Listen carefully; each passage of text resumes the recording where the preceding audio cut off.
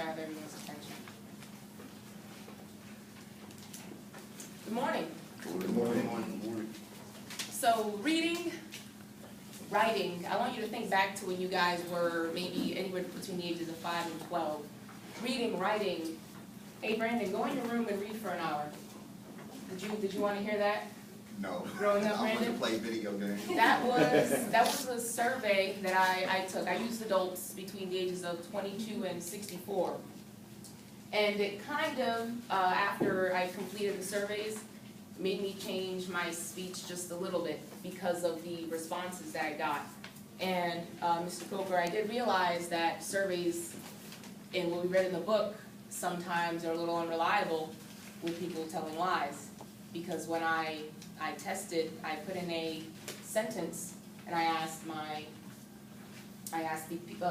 surveyors, whatever I'm thinking of the proper term, people who said that they would read, that they read every day as a child and that they were encouraged by their parents to read daily, missed very, very simple grammatical errors and misspellings in my sentence. And it was, I didn't use anything outrageous, I didn't use, $10 words as you call them. I just used a basic, maybe 8th grade level sentence. And people were, one of my friends, actually someone that I am friends with, he said he found no errors. And I did it via email and text messages, and people gave me the answers, and I said, hey, are you sure? He said, yes, I didn't see any mistakes.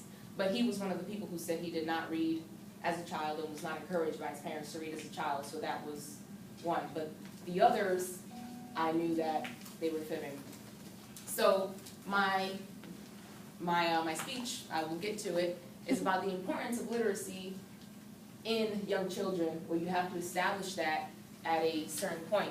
So another question that I've got for you guys, how many of you would think that English is my first language, that I was born in America, in the United States of America, and that I was speaking English since wrong? My first language is Spanish. I was about 6 years old when I moved to the United States. One reason that I believe I am where I am today, or I speak how I am, and I am very into writing, and this is my book.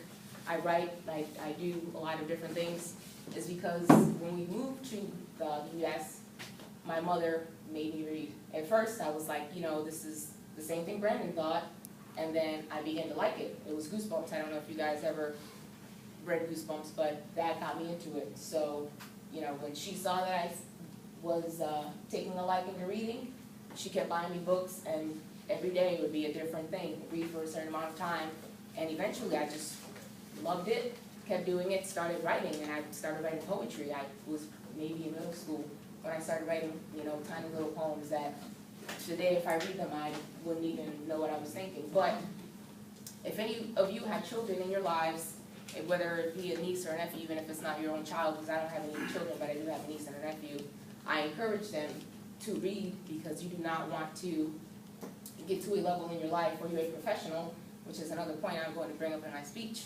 As a professional in my professional job, when I was in the military, I had superiors who could not read at the level that I did. So I felt that if you are my superior and you are rating me, and on my rating, I find that the word eligible is misspelled, which was one word, and this is a real example. Sergeant, you outrate me. You are my sergeant, you are my leader, and you cannot spell the word eligible. You are older than me, and you are supposed to be more educated than me. I look up to you, you are my boss, you are my leader. I am following you in battle.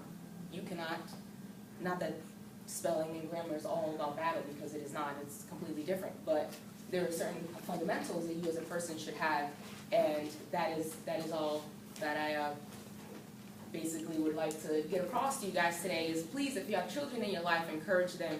Like you've got the music. Music is definitely fundamental. Reading is also a connection, and you can sit down and read with your child something, or any child in your life, and just encourage them. And it helps you grow as a person. It makes you better, well-rounded, and I would not be where I am today, knowing what I know, had my mother not sat me down and said, hey, ponte a leer, So basically, that was in Spanish. It's get to reading, basically.